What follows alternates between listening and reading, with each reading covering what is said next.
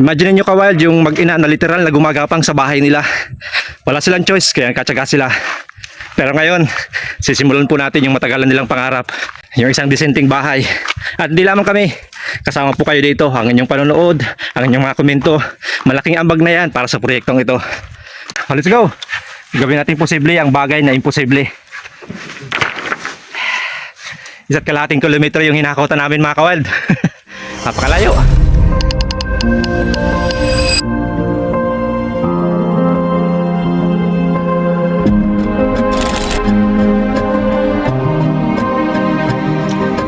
Kain tayo ka-wild. Tingnan mo naman ang kainan ni Jay.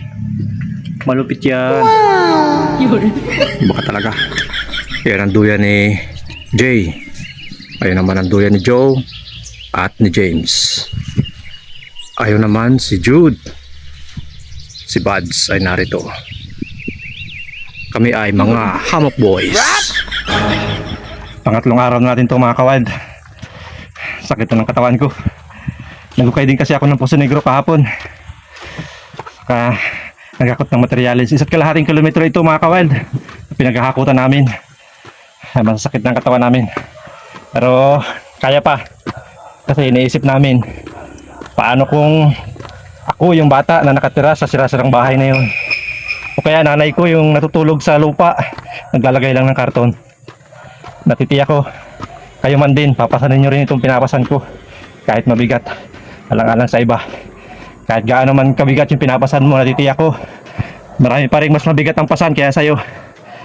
Kaya isipin mo, itong pasan ko bang ito kaya kong tiisin ng kaunti pa para gumaan yung pasan ng iba. Sa panahon ngayon na sanay na ang tao sa convenience, sino ba naman ang ayaw? Pero maraming tao yung mayroon lang simpleng bubong, dingding na plywood para sa kanila. Luxury na yun. Maraming salamat nga pala sa pagsama mo sa amin hanggang dito. Solid ka wild family ka talaga. Ang inyong panonood, pagkukomento para sa amin, malaking ambag na yan sa proyektong ito.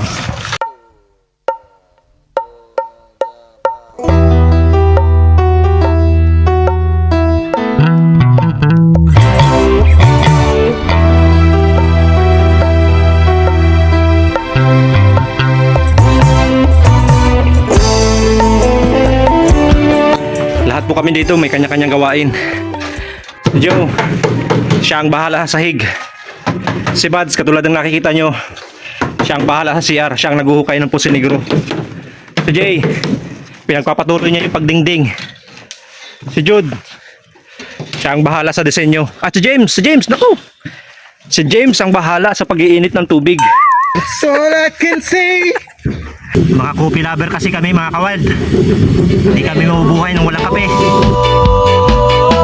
Simpleng buhay, walang masyadong drama.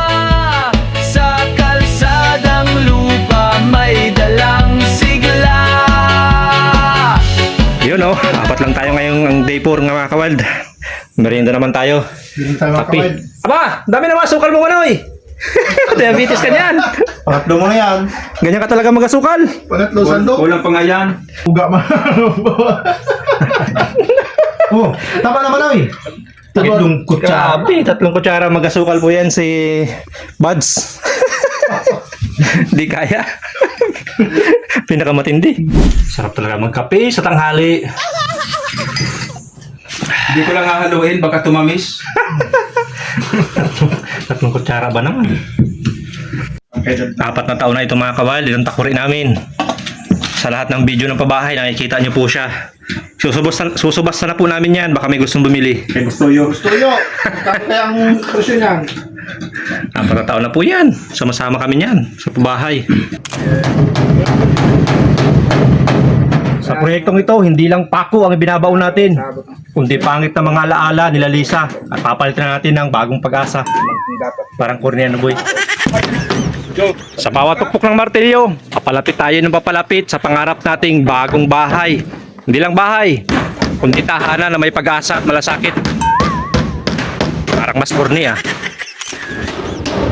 Hindi ako karpintero, pero para sa kanila, kakayanin. Kahit napudpud pa tong martilyong to. Corny ah.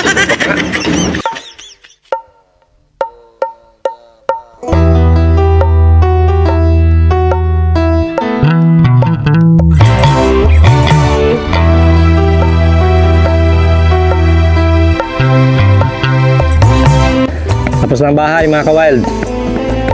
But of course, our mission isn't. We're not builders by profession. And we don't have much. What we do have is compassion.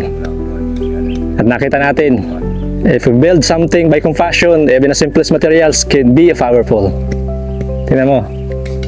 This is a place with dignity, safety, and hope. Sa mga nanood po, sumuporta, nag-like, nag-komento, thank you so much mula sa kaibuturan ng aming puso. We didn't just watch, become part of the story that changed life. This may be the end of this home, but it is the beginning of many stories to come. Dahil hanggat may mga taong katulad yung nagmamalasakit, nagtitiwala, patuloy po tayong gagawa ng ganitong mga proyekto. Together, let's continue turning small act into big impact. See you po sa next mission. Huwag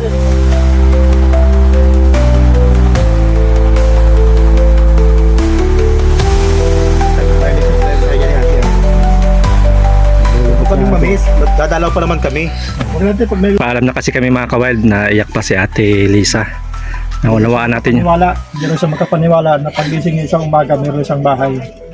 Kaya sabi na, Okay, bye-bye.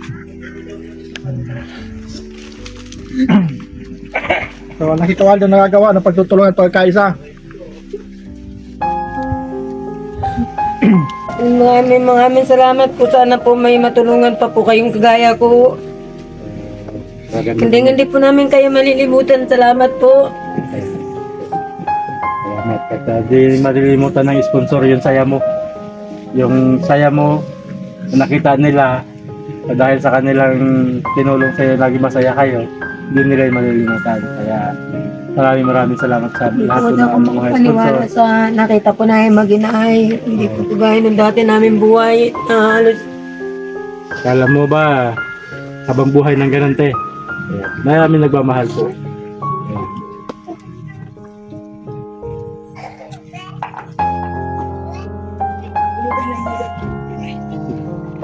Yan.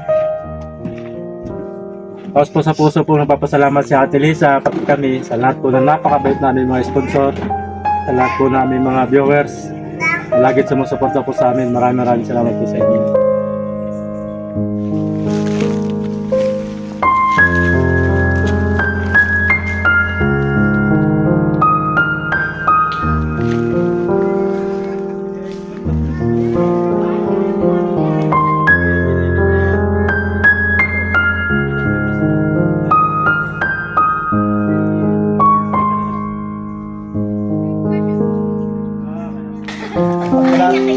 Bye-bye, Kimberly. Iyak ko sa likod nyo. Huwag ka mag-iyak. Marami. Huwag ka mag-iyak. Tara na.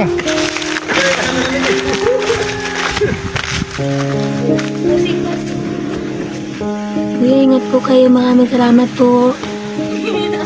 Eh, naiiyak na si Ate. Pauwi na tayo mga ka-wild. Nakisakay sila sa atin. Hello! Salamat sa panonood nyo. Sunod na mission uli. Kita-kita tayo doon.